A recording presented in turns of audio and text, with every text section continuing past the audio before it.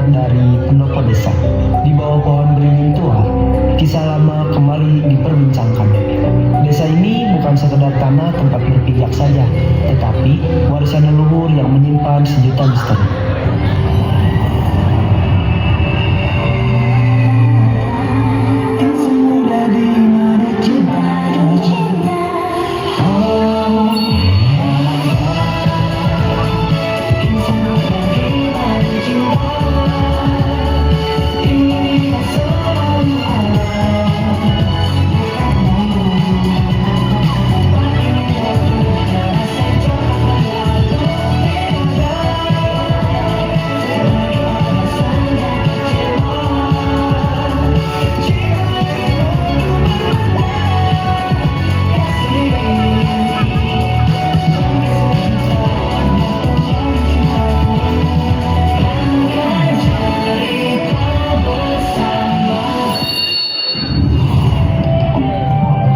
Mancing ikan di pinggir rawa, dapat satu, ikannya mati.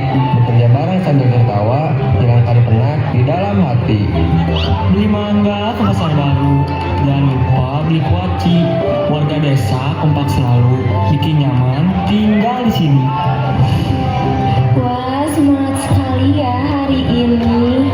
Harus semangat dong desa kita ini. Kalau rakyat yang menjaga kecantikannya, siapa lagi? Hei, saya punya kabar luar biasa. Saya sudah berhasil melobi investor untuk membangun pusat digital marketing di desa kita. Digital marketing lagi? Sudah berapa kali aku bilang, itu cuma bakal bikin warga kita jadi mudah HP dan upacara bersosialisasi langsung. Mungkin bisa diobrolin dulu Bang Irfan, dari rusak adat. Nggak ada diskusi. Pokoknya, selama aku masih jadi bagian desa ini, aku bakal ajak warga lain buat nolak rencana gila kamu kita. Keras kepala, selalu saja jadi penghambat. Kalau dibiarin, rencana besar ini bakal hancur gara-gara satu orang.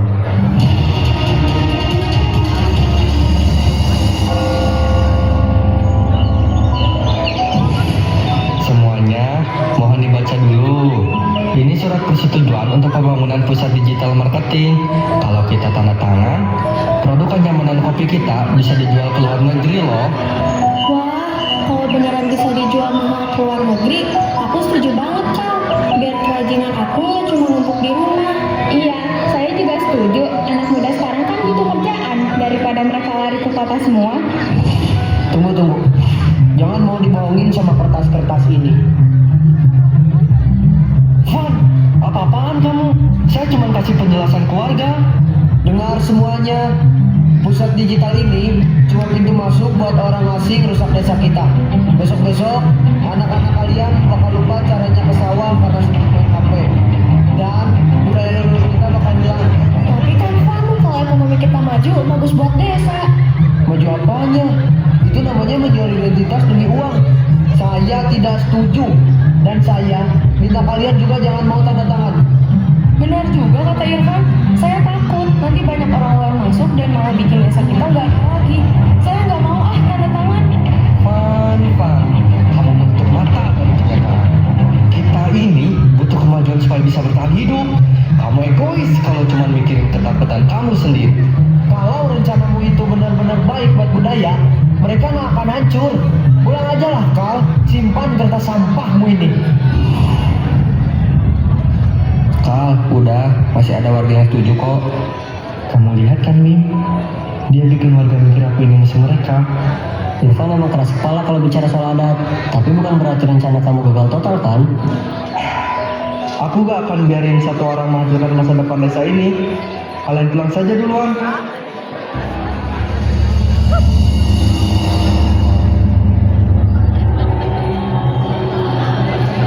Masuklah, bau ambisi dan dendam sudah tercium bahkan sebelum kakimu menginjak lantai ini. Bah, saya sudah tidak punya pilihan lain. Irfan terus-terusan menghasut warga dan menghancurkan rencana saya. Lalu, apa yang kau inginkan dari dukun tua ini? Menghilangkan nyawanya? Saya tidak sejahat itu, Mbah. Besok pagi ada rapat besar dengan investor. Saya hanya ingin dia dibuat tidak berdaya. Buat dia sakit kek, suaranya hilang kek, atau apapun lah. Yang penting, dia tidak bisa mengacaukan rapat di balai desa nanti. Pilihanmu memiliki harga yang mahal, anak muda, dan rahasia ini akan mengikat kita selamanya.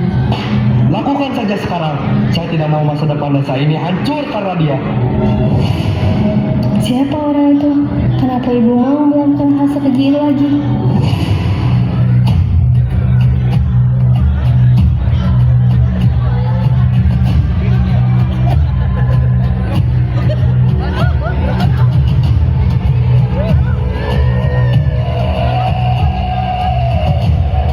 Malam ini, angin akan membawa rasa sakit ke dadanya.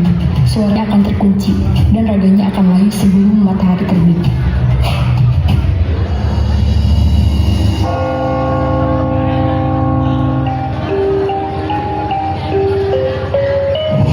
Van, kok kau pucat banget? Kalau sakit, mending istirahat aja. Aku nggak apa-apa. Aku harus pastiin warga nggak tanda tangan sembarangan.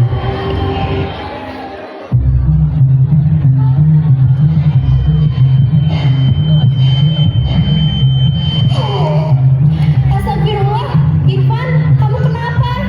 Wah, ada apa ini? Kok Irfan tiba-tiba begini? Pasti ada yang nggak beres.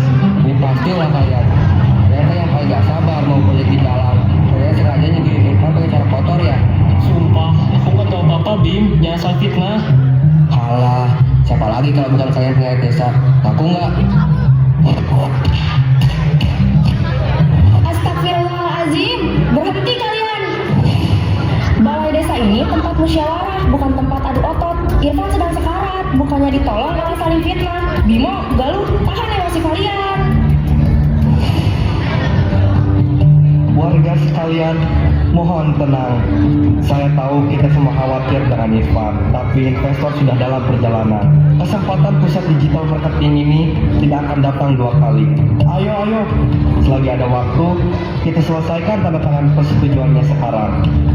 Kamu gila, Kang. Teman kita lagi sekarat dan kamu masih mikirin kertas-kertas itu. Bim, ini justru buat masa depan kita semua, termasuk Irfan. Kalau desa kita maju, kita bisa bawa Irfan ke rumah sakit terbaik di kota. Jangan emosional begitulah. Hentikan Haikal, Bang Bimo benar. Keselamatan Bang Irfan jauh lebih penting dari bisnis digitalmu itu. Bina, kamu masih kecil, tidak paham urusan pembangunan desa. Jangan ikut campur dan menghambat semuanya ya. Aku emang gak paham pembangunan, tapi aku paham apa yang aku lihat semalam. Bang Bimo, Bu Siti, aku udah gak tahan lagi. Semalam, ada orang yang datang mengendap-endap ke rumah ibuku. Vina, jangan ngarang di situasi kayak gini. Aku lihat sendiri, dia datang ke rumah ibuku dan berniat mencelakai seorang. Tunggu, orang itu siapa, Vin? Kamu lihat wajahnya? Orang itu pakai penutup kepala, tapi suaranya mirip banget sama orang yang sekarang masa kita tutup rapat. Itu fitnah. Kamu hanya ingin menjatuhkan saya kan? Kamu tidak suka desa ini maju. Cukup, kebenaran tidak bisa ditutupi selamanya, Haikal. Kenapa kamu begitu terburu-buru, sedangkan saudaramu sendiri menderita? Vina, panggil ibumu ke sini sekarang juga.